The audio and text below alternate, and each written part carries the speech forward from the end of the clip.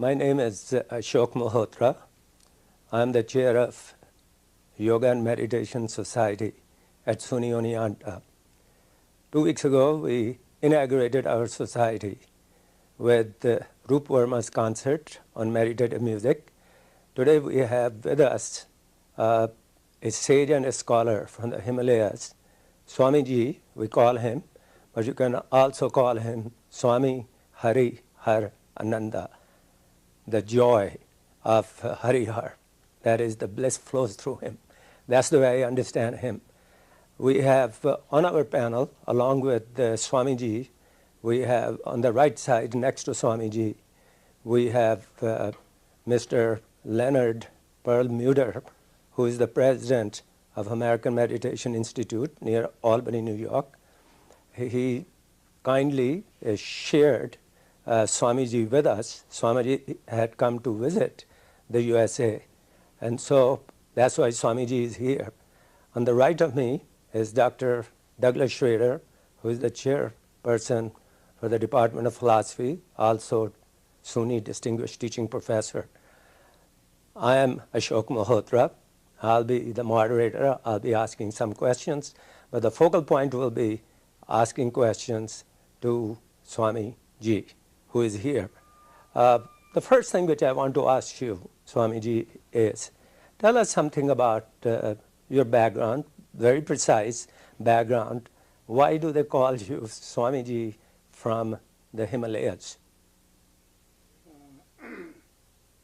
I born in Pakistan, Karachi, and at the time of partition, I separated from my family. And since then, when I came to India, I walked all over India, I can say, in search of what is the truth, why people are fighting, and why they cannot live in harmony. Yes. And that was my childhood, age of 11 and 12 sometime. Yes. And this was a burning question in me, why gods are not fighting, why human is fighting, Right. why God can not deciding that which God is big. And we all human will say, yes, this God is Right. big. Right. So in search of that, I went to many places.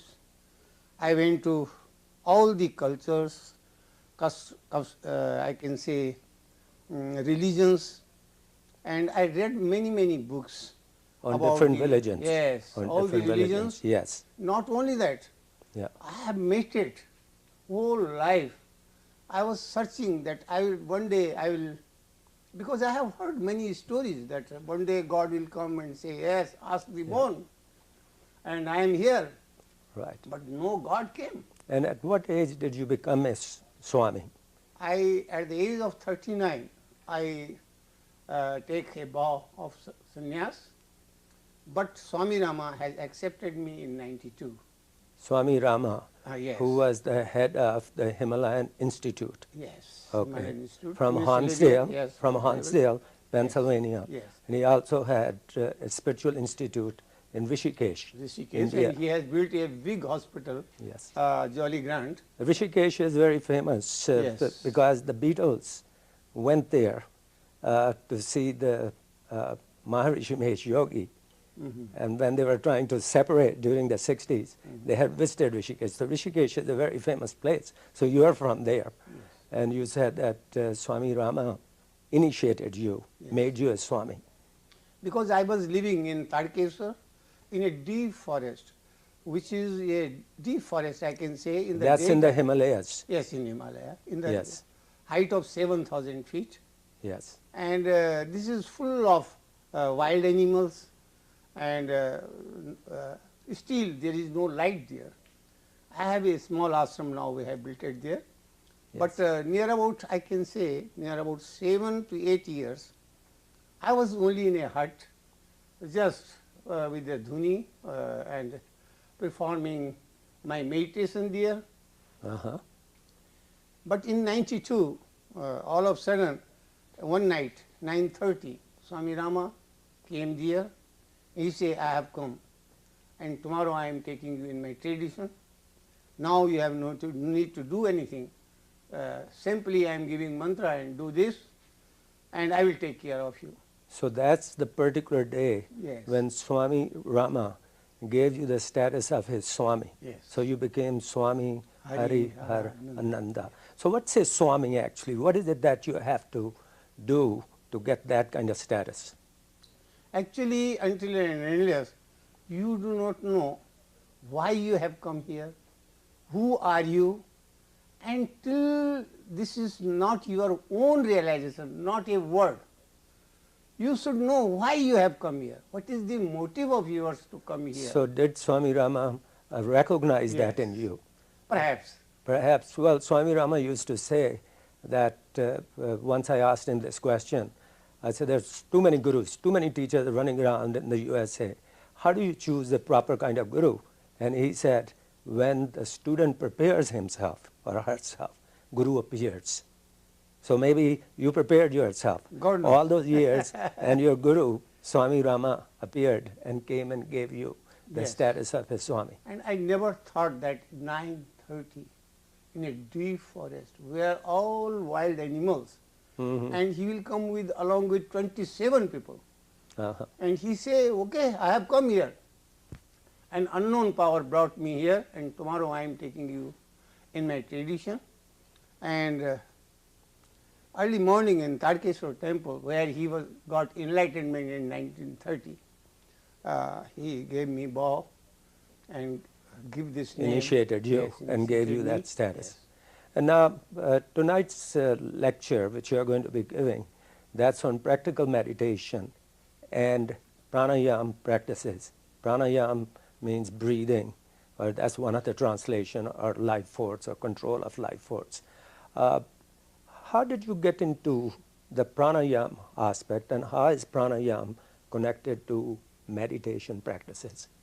Actually, human looks, we say that human is a simple thing, but this is not.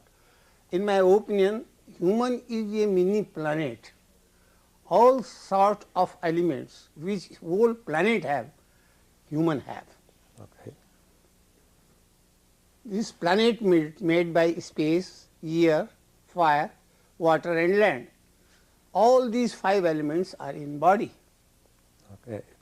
And this body is not mere looking body, but actually this body is having billions of billions cells. Right. And these cells are 4 types. One, those who are writing, giving lectures, all the monthly work they are doing, they are Brahman.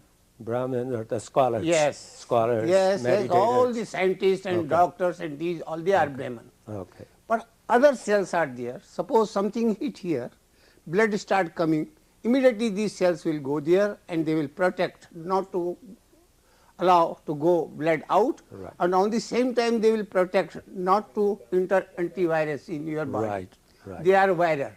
Uh-huh. Third type of cells, previously when we were not having pens, we used to exchange our things. Uh-huh. Here we eat and they make us blood, bones and these flesh and everything. Right. They are businessman community. Okay. And fourth type of cells which clean our body, bowel movements, urine, perspire and these all, Right.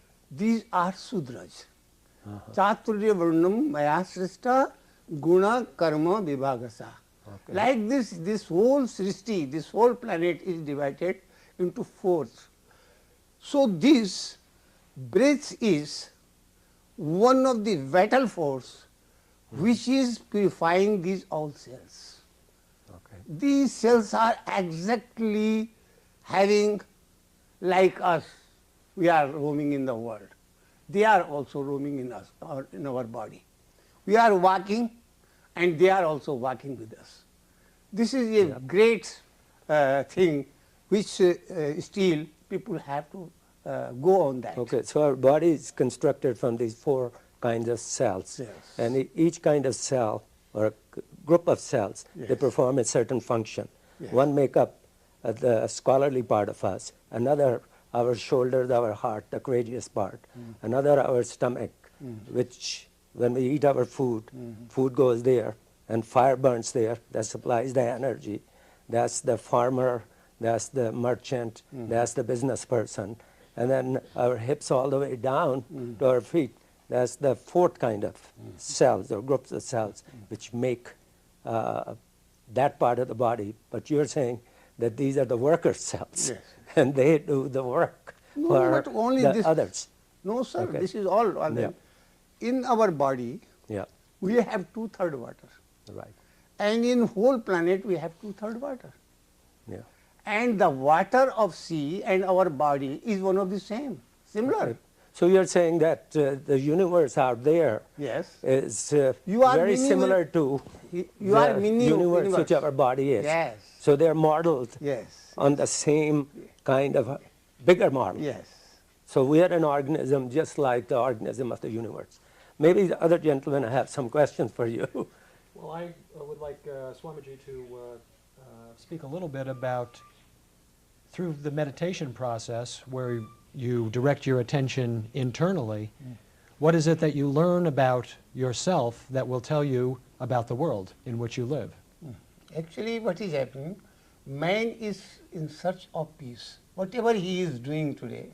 Right. Today, if you are, scientists say we are making atom bomb just for peace. They are making atom bomb for the peace. But actually, peace is in us. So this is, if you are going outside Yeah. in search of peace, this is word. Right. And if you are going in search of peace inside, that is meditation. This is simple. And if you do certain practice of meditation, breathing practice, you will find that peace is within you. The meditation is that art which will realize you that this is the peace. Okay. You spoke earlier of finding out why you were here. Yes. And I would like for you to perhaps say a little more about that, both for you individually and also for us collectively as humans. Why are we here? Actually, here we are just to know whether is there any solution for the peace, because we are talking about the peace in search of peace. This is a very wonderful that we are, but I am telling you, if we go in through meditation, and if meditation is not giving you peace, that is not a meditation. Meditation will itself give you peace, that this is the peace. Then it means, then that time you will have no need to ask me, where is the peace? Peace will be your own realization. So how does breathing practice or breathing practices, how do they help you to meditate so that you can ultimately achieve that peace you're looking for?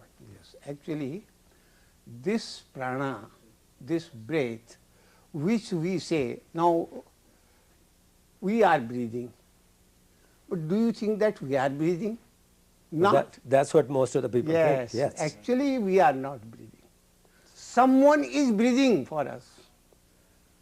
Because God was knowing this thing, the time will come when people will be so overburdened, because He has given a mind to him, and mind will be all the time keep him busy.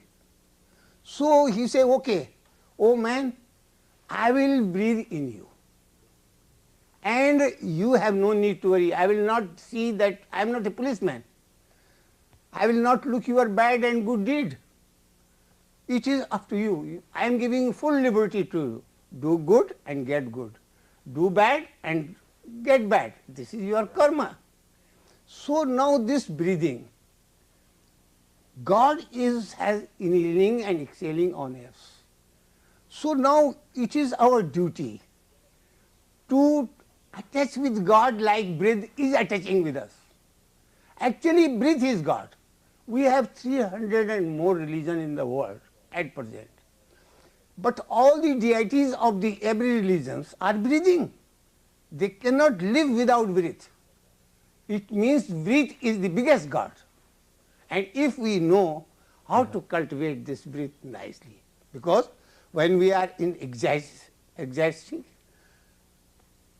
our breath rate change. Some we become angry, breath rate change. When we are in love, breath rate change. So if we should know how we can smoothly breathe, pranayama means how we can give longevity to our life. If we can know how to cultivate the breath, means we know the life. So if I understand you correctly, when we focus on our breathing, Mm-hmm. we're focusing on God. And as we come to understand our breathing better, we come to understand God better, and that will bring us peace. Exactly. Exactly. Breath, if we have understand breath, means we have understand God. If we have not understand our breath, which is the vital force in our life, without breath we can not live. Yes. So if we do not know about breath, how we will know about the God? Yeah. I think that's very important as a point, and I think it's the central piece in the yoga philosophy. We know that yoga philosophy, which originally was created by Patanjali in the book called the Yoga Sutras between 500 and 200 BC, and we have been following that book. In that, Patanjali gives us an eightfold path, and in these 8 steps which he gives us, through those 8 steps, he gives us a technology to form good habits of the body, good habits of the heart, and good habits of the mind. And the good habits of the body are formed through inculcating certain kinds of attitudes, also eating right, drinking certain kinds of things, not others, becoming very aware of what we put into our system. And then, through breathing exercises, we try to control what we call our lungs, our heart, and then through lungs and heart, we try to supply the energy to our brain. But the way breathing is understood in yoga is that breathing is not just breathing, it's prana. Prana means the life force.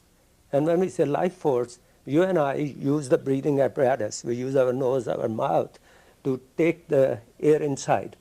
Now this air which is taken in, it's not just air. Air has that power, that energy which we call prana, or the life force. And where do we get that? Earth has the air, and through air all of us are connected. All living forms are connected because of that air. Air is not just the product of this earth. Earth has it because its position in the solar system. All the other planets and the sun are contributing to it. And then the solar system is able to provide this air or this prana, this life force, because it has a position in the galaxy. Galaxy has its position in the universe. And the central part of the universe is that ultimate being, which is breathing into the universe, and it comes all the way to earth. And you and I breathe that in. So breathing is actually the connection between us and the rest of the universe. So it's not just you and I breathing. We're really taking in the life force. And the life force is taken in through the nose, through the mouth. This is the apparatus. It goes in the lungs. Lungs get the blood from our heart.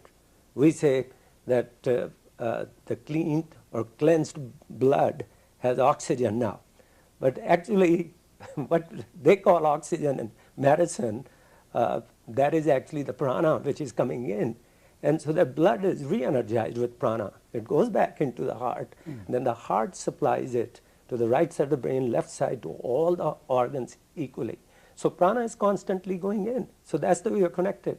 When we are born, that's why the doctor gives us a little slap on our butt or our behind, and that way we start crying. So we take the first breath, and then we leave this world, also gain the last breath. So breathing is part of life itself. Dr. Saab, before child born, child in the womb of mother, he is in samadhi. Yes. Because that time he is in Khechri Mudra. And what's that? Khechri Mudra means his tongue is touching inside. Inside. Yes. Yeah. And that's why we used to take child like this and tuck like this, so his tongue come down. Okay. And immediately he breathed and he cried.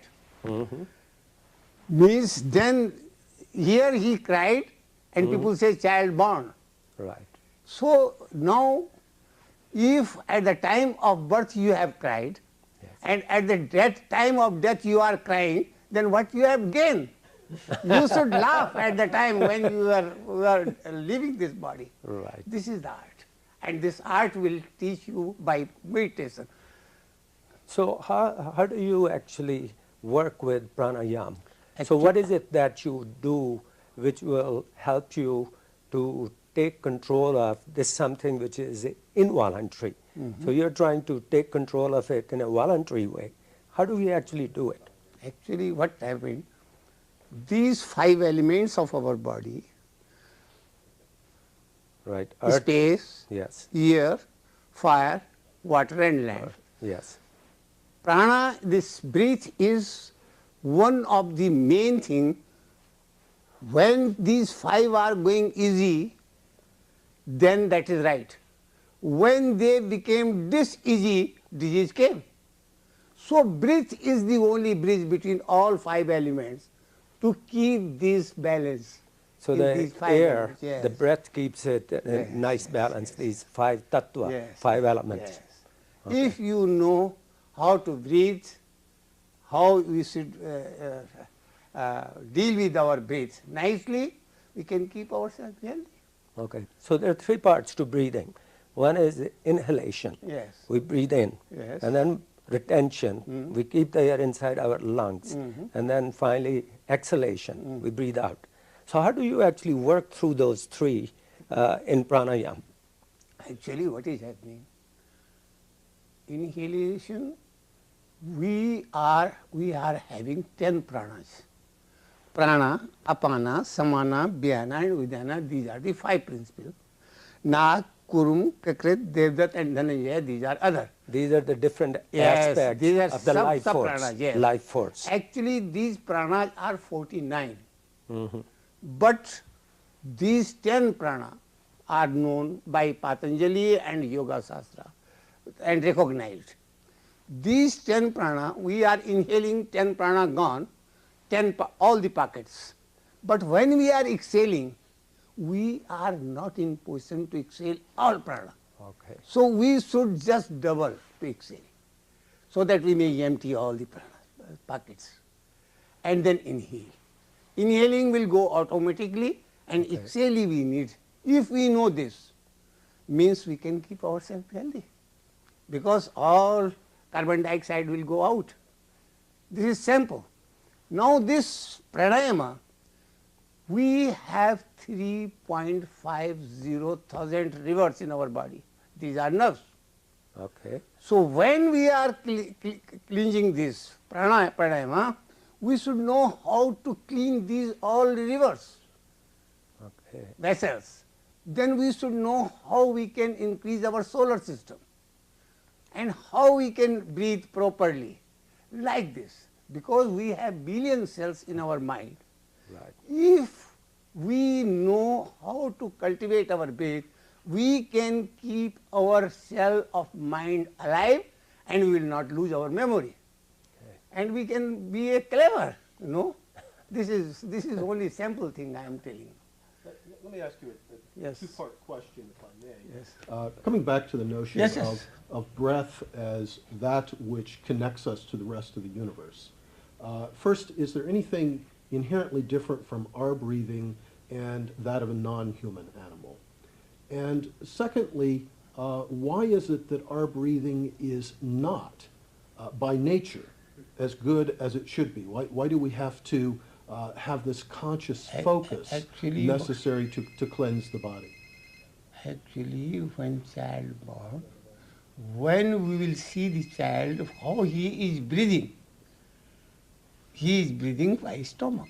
He is breathing diaphragmatically. Okay. But when we have taught people, now breathe from chest, and this you do, and that do, and we have disturbed him completely. So If we are breathing like child, yes, let originality flow in us. Be again child, then only you can enter in the kingdom of God. This is Bible, not my Hindu Shastra. Be infinite like child. childness, let childness come in you again. The child breathes through the belly.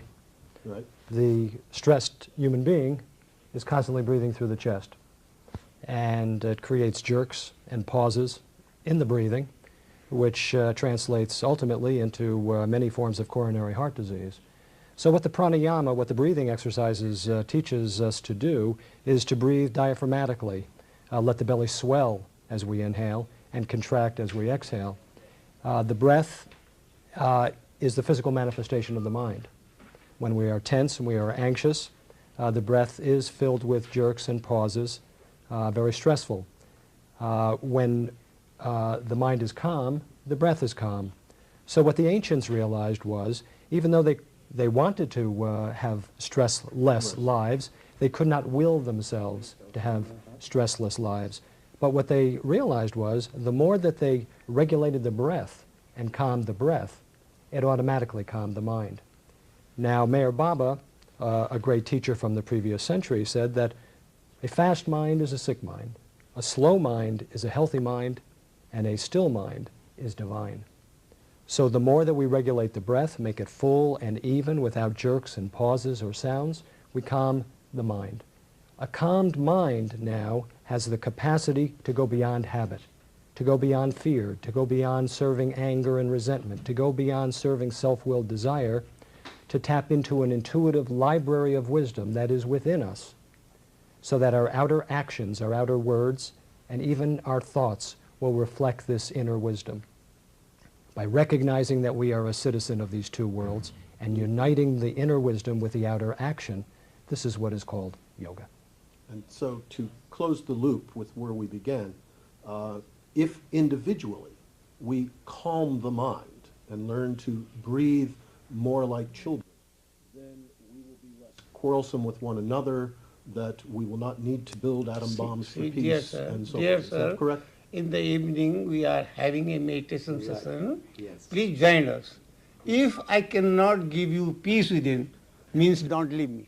I think that's a wonderful way to stop this session, because we're already running short of time. I want to thank you, Swamiji, for giving us an opportunity to talk to you, that you came out of the Himalayas to join us in Oneonta. Isn't that wonderful? What Guru is doing. Yeah. And it's great, and I thank the rest of the panelists, Leonard and Dr. Schrader, and thank you. Join us for our evening session tonight. Thank you, sir. Thank you.